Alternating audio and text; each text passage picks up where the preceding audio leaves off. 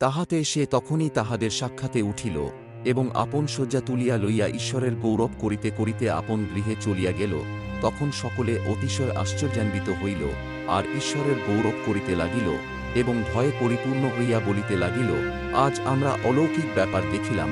তৎপরে তিনি বাহিরে গেলেন, আর দেখিলেন লেবী নামে একজন করগ্রাহী করগ্রহণ স্থানে বসিয়া আছেন। তিনি তাহাকে কহিলেন, আমার পশ্চাৎ আইসো।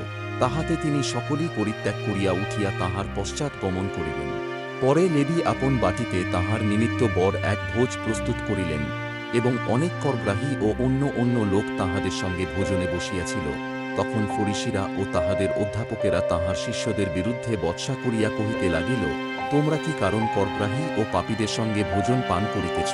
যীশু উত্তর করিয়া তাহাদিগকে কহিলেন, সুস্থ লোকদের চিকিৎসকে প্রয়োজন নাই, কিন্তু পীড়িত লোকদেরই প্রয়োজন আছে।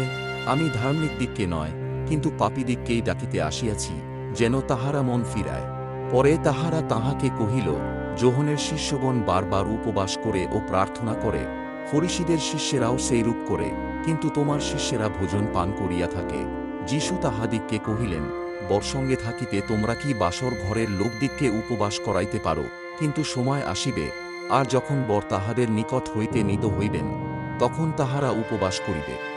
আরও তিনি তাহাদিগকে একটি দৃষ্টান্ত কহিলেন, তাহা এই, কহে নূতন কাপড় হইতে টুকরা ছিঁড়িয়া পুরাতন কাপড়ে লাগায় না, তাহা করিলে নূতনটাও ছিঁড়িতে হয়, এবং পুরাতন কাপড়েও সেই নূতনের তালি মিলিবে না।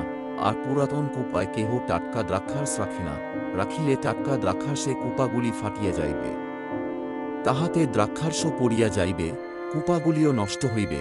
কিন্তু টাটকা দ্রাক্ষারস নূতন কুপাতেই রাখিতে হয়।